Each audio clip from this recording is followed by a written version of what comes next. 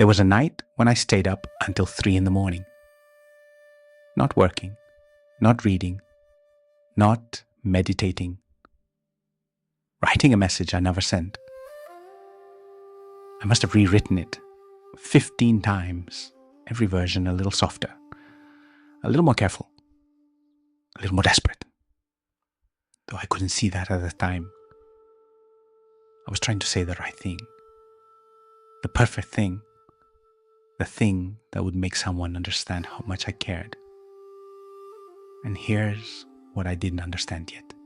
The effort itself was the problem. The Tao Te Ching says almost nothing about romantic relationships. It doesn't mention dating. It doesn't talk about marriage. It was likely written as a guide for rulers, not lovers. And yet, when you read chapter 8 about water, something clicks. Something you feel in your chest before you understand it in your mind. The highest goodness is like water. Water benefits the 10,000 things and does not compete. Water doesn't force. Water doesn't grip. Water finds the lowest place, the place everyone else avoids, and rests there. Not because it's weak, because it doesn't need to prove where it belongs. What if the way you love is the opposite of water?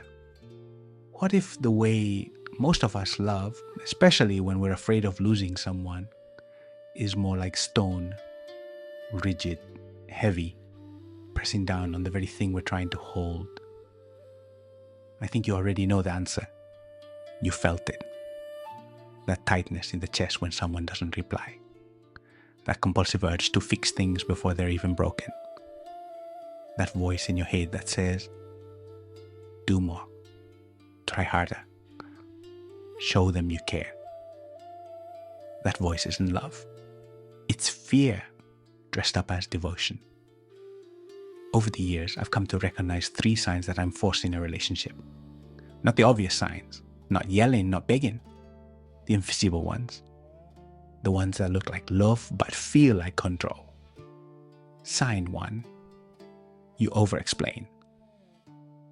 You catch yourself writing long messages justifying your feelings. You rehearse conversations before they happen. You add disclaimers, qualifications, escape routes, all because you don't trust that who you are, unedited, is enough. I used to do this constantly. I would explain my emotions as if they needed a legal defense.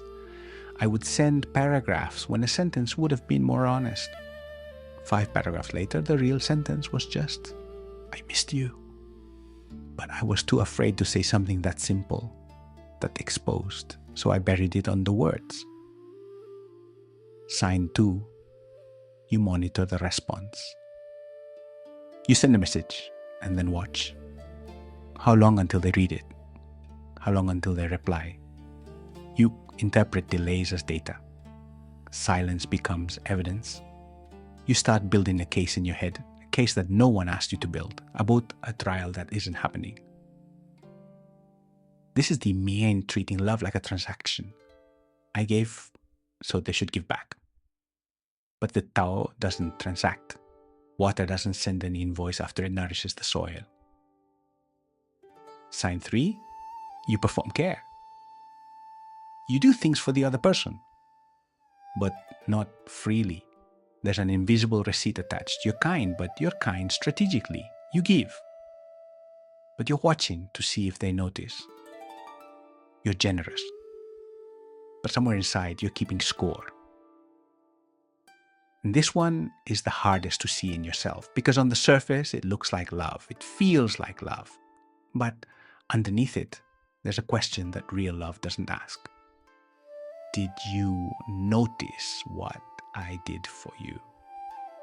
Yield and overcome, bend and be straight. That's chapter 22.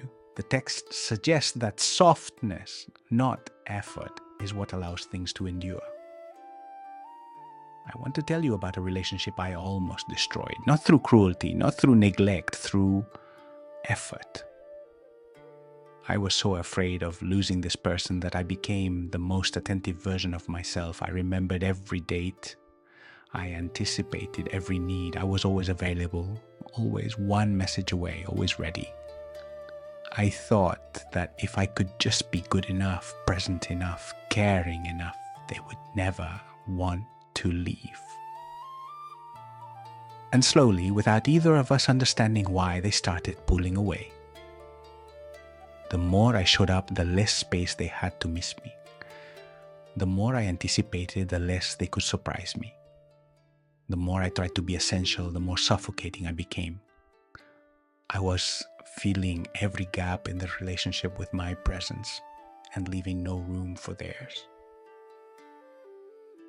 Here's what nobody tells you. You can love someone out of the room. You can care so loudly that they can't hear their own feelings for you. You can be so available that your presence loses weight. Not because you're not valued, but because you've removed the space where longing lives. And without longing, love loses its breath. And the worst part? I felt like the good one, the one who tried, the one who cared more. I wore that identity like armor.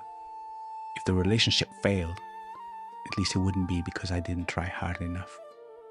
I wasn't caring more. I was controlling more. I just couldn't see the difference. Chapter 8 doesn't say water is passive. This is the part that gets lost in shallow readings. It says water benefits all things. Water nourishes. Water gives life. But it does this without competing, without demanding recognition, without keeping score. Water doesn't announce what is done. It doesn't wait for applause after the rain. It does not compete, and therefore no one can compete with it. Apply to love. This means something uncomfortable. It means the most caring thing you can do is sometimes to stop trying, to let the other person come to you not because you pulled, but because they chose, to trust that the connection, if it's real, can survive your absence, that it might even need it.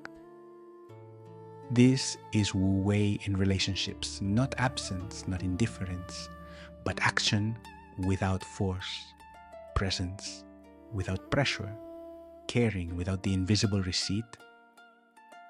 But here's where it gets dangerous, and I need to be honest about this because most videos on letting go skip this part entirely. Sometimes letting go is just control, wearing a spiritual costume. You've seen this. Maybe you've done it. You stop texting, but you're watching to see if they notice. You give space, but you're timing how long it takes them to come back. You practice detachment, but it's a performance, a strategy, a more sophisticated form of the same grip. You've just traded the old control for a new one that sounds better, one that you can justify with philosophy. The Zhuangzi tells the story of Cook Ding, a butcher who carves an ox so perfectly that his knife never dulls. His secret: he doesn't cut through the joints. He finds the natural spaces between them and lets the blade follow. He pauses when he feels resistance. He adjusts when the structure tells him to. He doesn't impose his rhythm on the ox. He follows the rhythm that's already there.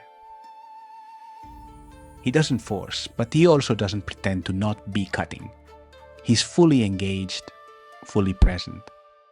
But he follows the structures that's already there instead of imposing his own.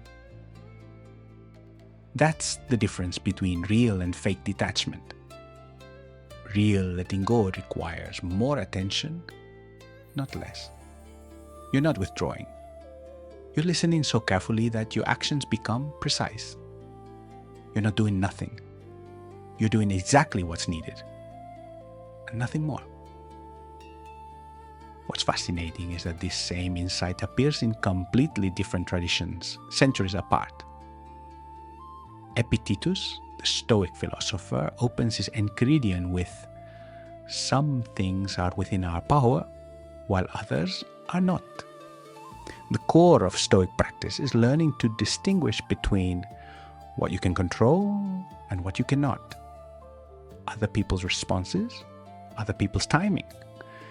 23 centuries ago, a former slave in Rome was saying what a Chinese sage had said before him: "Stop gripping what was never yours to hold." Lao Tzu doesn't use the word control, but the message converges. Chapter 48. In the pursuit of learning, every day something is acquired. In the pursuit of Tao, every day something is dropped. The path isn't about adding more effort, more strategy, more care. It's about subtracting, peeling back the layers of performance until what's left is just you, unedited, uncalculated, present. Modern psychology frames it differently, but arrives at the same conclusion. Anxious attachment patterns are characterized by hypervigilance, scanning for threats, interpreting neutral signals as negative, over-investing to prevent abandonment. The therapeutic response isn't more effort, it's learning to tolerate the uncertainty without acting on it, sitting with the discomfort of not knowing, and choosing not to fill that gap with desperate action. 3 traditions, 2,500 years apart, one pattern. It's Thursday night. You sent a message 4 hours ago, nothing.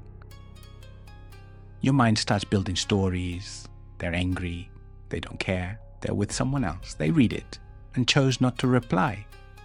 Each story is more elaborate than the last. Each one feels more true the longer the silence lasts.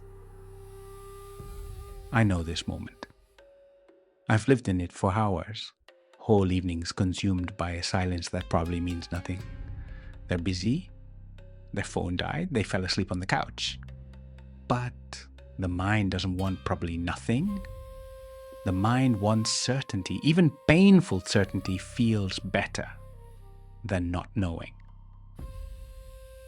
And what I've learned, slowly, reluctantly, is that the story your mind tells you in that silence is almost never about the other person. It's about you, about your fear of not mattering, your terror of being forgettable, your deep, quiet suspicion that if you stop performing, they'll realize you were never enough.